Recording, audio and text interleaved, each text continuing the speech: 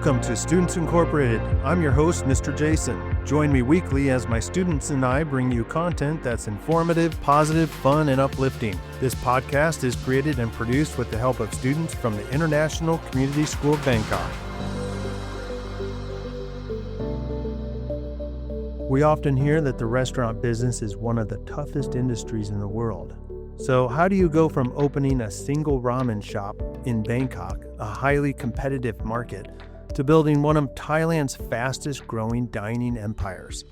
Today we are stepping inside the mind of Mr. Min, the visionary founder of the YUZU Group, which includes at least 10 food brands such as YUZU Ramen, Thai Boat Noodles, and YUZU Suki, among others. We're going to find out how he turned a passion for flavor into a powerhouse business using curiosity, creativity, and a bold growth mindset. Whether you're a foodie or a future CEO, this is a story about refining the experience. But before we talk with our guests, let's hear our quote of the day and get some headline news. Our quote of the day comes from Mark Zuckerberg. He said the biggest risk is not taking any risk. In a world that is changing really quickly, the only strategy that is guaranteed to fail is not taking risks. I love this because it perfectly captures the entrepreneurial spirit. You can't build something revolutionary like the YUZU Group without being willing to step outside your comfort zone. Mr. Min started with a single ramen shop and has now built a multi-brand powerhouse. That doesn't happen by playing it safe. It's a great reminder for us and for Mr. Min. Innovation requires that bold leap. If he hadn't taken the risk to try new flavors, new concepts, or scale the business, we wouldn't be having this conversation today. It sets a brilliant tone for our chat about a zest for success. And that's our quote of the day. Now on to some headline news. Thank you for the quote of the day. Now let's look what's happening in the food world with our headline news. Our first story comes from the National Restaurant Association's forecast. The headline is, Southeast Asian cuisine takes the global top spot. According to the report, global demand for Thai, Vietnamese, and Filipino flavors has hit an all-time high. But here's the interesting part. Diners are no longer looking for generic Asian fusion. They want hyper-regional authenticity, specific dishes with specific provinces. This shift towards authentic storytelling in food is exactly what brands like YUZU Group have been doing and capitalizing on, proving that local culture is a global asset. Next, we move to technology with a story from Tablio regarding a future of service. The headline reads, Restaurants turn to AI agents to fix labor crunch. We aren't just talking about chatbots anymore. This past year, restaurants have been adopting AI agents that can automatically manage inventory, schedule staff, and even negotiate supply orders. While this helps solve the chronic labor shortage, industry experts warn that the challenge for the next decade will be balancing this cold efficiency with the warm human touch of hospitality. And finally, a major shift in the battle of brands from courts. McDonald's dethrones Starbucks as world's most valuable restaurant brand. After a decade of dominance, Starbucks has slipped to second place following a year of customer dissatisfaction and price hikes. Meanwhile, McDonald's has reclaimed the crown by focusing intensely on value and simplified menus.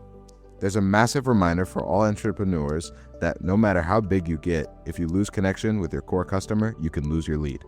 From the rise of Thai flavors to the AI revolution and the battle of giants, the food industry is moving faster than ever. Thank you, Josiah. That last story about Starbucks and McDonald's really highlights how competitive this industry really is. It's not just about cooking good food, it's about building a brand that can survive and scale. And that is the perfect transition to our main guest today. He started with a single shop and has successfully scaled it into a multi-brand portfolio that captures exactly that authentic energy we just heard about. So Proud, go ahead and get us started. Welcome to the show, Mr. Min. Could you please introduce yourself and tell us a little bit about what you do? Okay, so my name is Min. I'm a CEO and founder of YUZU Group. I started YUZU Group since 2018. First shop is YUZU Ramen, and then following months I opened YUZU Omakase. And after that, 8 years since then, now I'm here. I would say I'm a big fan of YUZU Suki, it's my comfort restaurant. So what inspired you to start YUZU Group in the first place? So it's more like, it's not a group at first, it's more like a brand that I wanted to do. I came across this space in Siam Square 8 years ago in Siam Square Soy 3, and then I just finished grad school from Columbia, and then coming back, deciding what to do, and then I found my passion in food. I always like go try new things, even though it's like street food, fine dining everywhere, all around the world. And then I came across this very good opportunity. The space in Siam Square, very nice, very prime location. And then I thought to myself, like, what should I do? Like, what do I like to eat? And what's my strength? What's my passion? And then I came across this ramen infused with yuzu from Tokyo, from all over the world. And there are a few places that serve yuzu infused ramen. And then I thought, okay, if I do it in Thailand, then I would be the first. And then nobody would do it, and back then nobody would really know like what yuzu is. So I feel like, oh, it's a good shot, and then I'll be the first in Thailand. Then there I hired like a group of Japanese and RD team, and then along with me we developed this yuzu infused ramen for like over a year, and then we launched the first one in Siam Square Side 3. Going back to grad school, what's one lesson from your student years that you still use today? I think it's come from one of my professor. His name is Mark. He said that all his success right now is contributed to just one thing that he did. All he did is ask. So he taught me like the things that I didn't know or I would love to know, that the only action I have to do in life in order to succeed or achieve what I want is ask. So I asked a lot of people about a lot of stuff in every context, everywhere, right? Like, let's say today, like, what are we doing? What should I do? How should I solve this? How should I tackle this? So I think everything that has made me who I am and my team today is I asked my way through. Because sometimes people overlook asking questions as like important factors. So the biggest challenge you faced early on, and like how do you overcome it? So then again, back to the asking. I feel like the asking part is somewhat very simple, but I think people underestimate the power of asking. I feel like because the things you said, that the obstacles I face, right? All I did is ask the right people, ask the right team, ask everyone, right? So every time I found myself struggle in certain context, certain problem, then I would ask my team, I would ask my seniors, I would ask my mentor, I would ask the people who has expertise in that field, and then solve it. So back at it again. So it's the asking part. Mm-hmm. Would you say the asking part plays into staying creative while keeping the business running efficiently? For sure, because I think asking is not just asking for advice, right? It's more like exchanging ideas also. Like some people, when we're in a conversation, then they're afraid to talk, they're afraid to like express themselves and all that, and then we would have to ask them for what do you think? Yeah, how about this? If it go this way, then how do you think it would go? I mean all these things, I mean really promote creativity. So as we know, many people definitely want to join your team. So what qualities do you look for in young people that you want specifically? For me right now is honestly, for my team specifically, maybe not for, I want ambition. I want people who know what they want, like, and be ambitious enough to, ask for it. Like, okay, what do you want in like 3 to 5 years? People should have like specific, like short term, even like if you don't have a long term goal, you should have specific short term goal, like within 6 or one year. What do you want to gain? Like, if you want to join my team, what do you want? Financial gain? How much? Within how many years? Because exactly if we know the compensation, we are able to like, okay, if you want this amount, this much, then what do you have to do? How do you grow into that financial incentive that you want? So ambition is very, very, very important, because if you want to stay still, you don't want to grow, you don't want to improve, then what's the point of, I would say, living, or even like waking up then, like, yeah. All right. Thank you, Mr. Min. That point about asking, I like that a lot. So thank you. That kind of reminds me of something we talk a lot about here at school, which is just being a lifelong learner. So having ambition and just that ability to learn. So that's really good. We've covered a lot from your origin story and the challenges of starting out, but we need to pause there for a quick break. When we come back, we're going to discuss resilience and how to handle that pressure when you're running an empire, if you can call it that, and get your advice for students who want to follow in your footsteps. So stay with us. We'll be right back after this short PSA.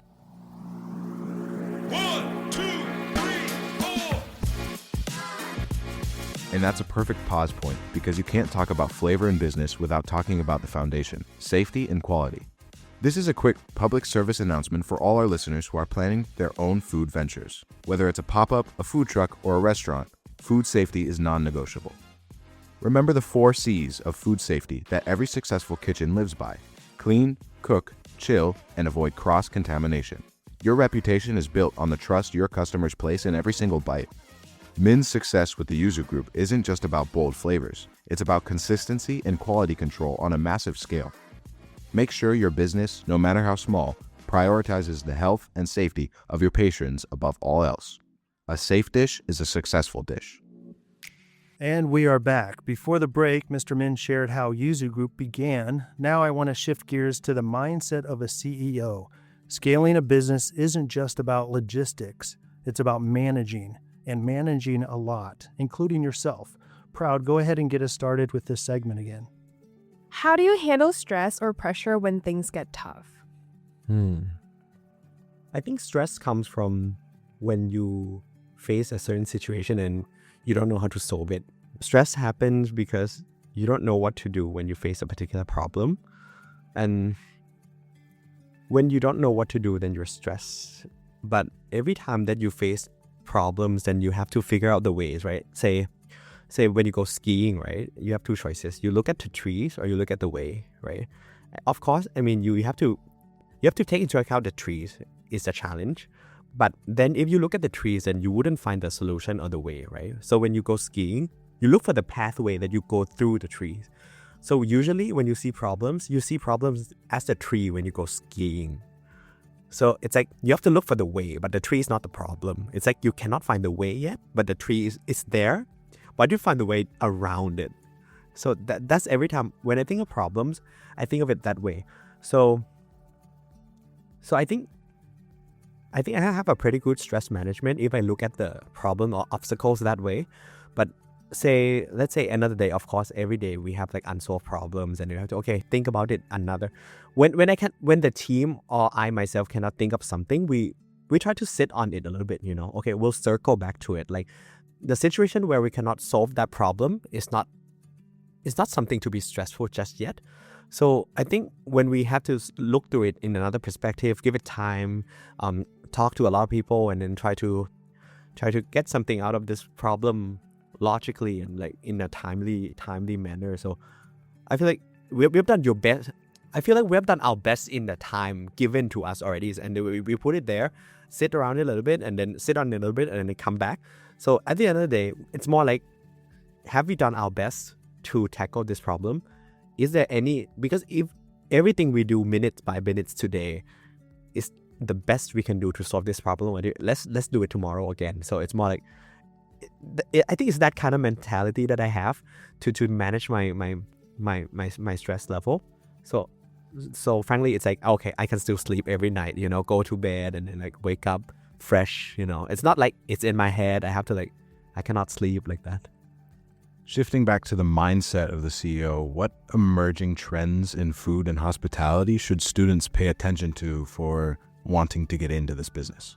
I think it's more like behavior of consumers these days is shifting a lot after COVID. I think after COVID is the one thing, right? Okay, we see a lot of like a rise in delivery, things, but I think it's more like the world has become more digital. The world has become stagnant with data online. So I think it's more like people have access to, I think you have to bear with me for this. It's more like, I feel like people has been exposed to more like a monitors, like laptop, mobile, a lot. Everything has become so digital, and then we are overwhelmed with data, like graphics, illustrations, animations, movies. Everything is around us. Everything is digital already, right? So I feel like people are very overwhelmed with that. So back to the F&B industry, I think people are trying to escape it. I think it's more like I think the world, the new luxury has become more offline in every way. I think even in restaurant, like people don't, when people eat, I feel like it's more like a time to relax, a time to wind down, right?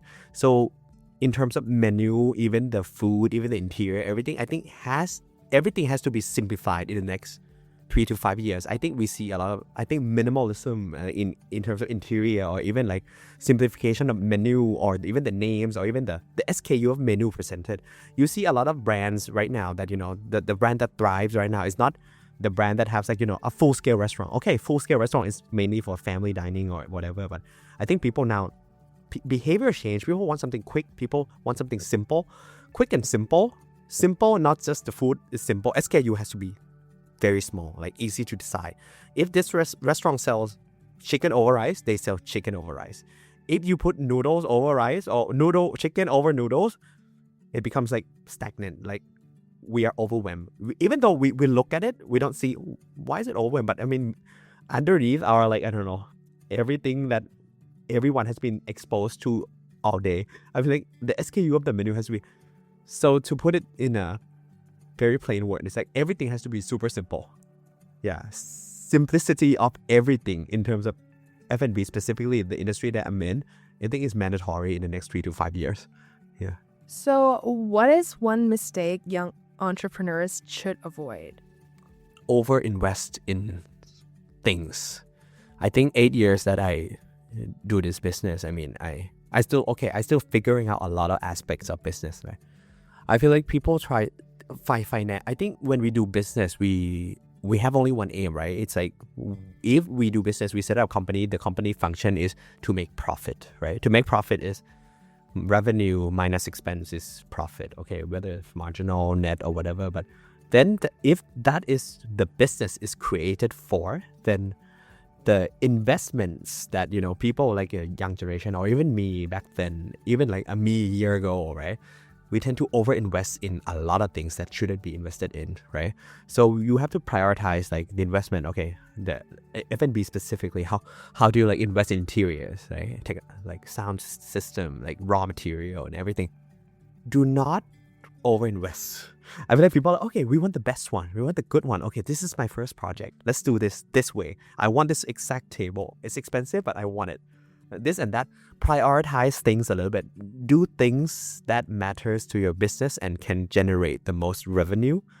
That has to make sense in the way. What's a practical first step a student can take to start a project or business? I think everywhere. I think right now, I think online. I think online would be something that everyone has to tap into. I think at this digital age, I mean, I think everything is possible. I'm thinking if I were 18 or 19 or 20, I would study online e-commerce a lot. And then I would go into it, like how to minimal investment and sell to the most majority or mass group of people, mainly even in Thailand or around the world. I think if we figure that out, the algorithm of social medias and algorithms of like how these channels and that channels and how influence like certain platforms, whatever, then I think start online, because super minimal investment and then limitless opportunities. Yeah. If you could give one message to students dreaming big, what would it be? Okay, I think when I always encourage people to dream super big. I mean, like if I mean, you only live once, right? I mean, it's very like cliche, but I mean, once in your life, whatever you want to do, you do it. You go do it. You go kick it in the butt. I don't know, like.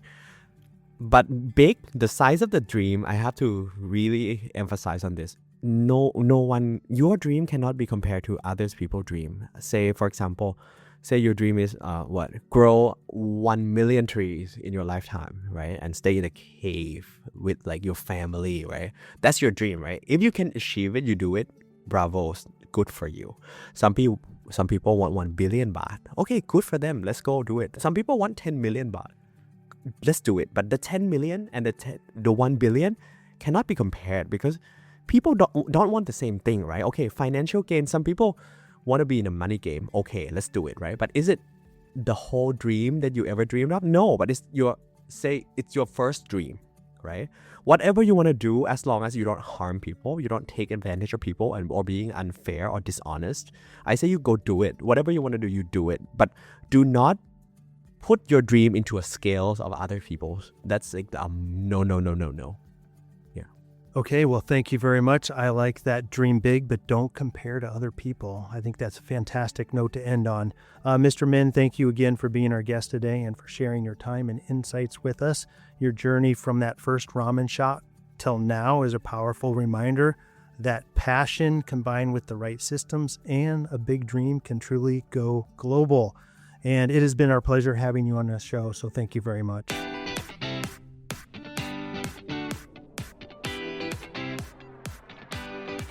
And that brings us to the end of this episode. A huge thank you to Mr. Min for taking us inside the mind of a restaurateur. My big takeaway today, authenticity scales and don't settle for small dreams. Whether it's the hyper-regional food trends we heard about in the news or Mr. Min's dedication to quality and simplicity in his restaurant brands, success comes from when you refuse to compromise on what makes your product unique and special.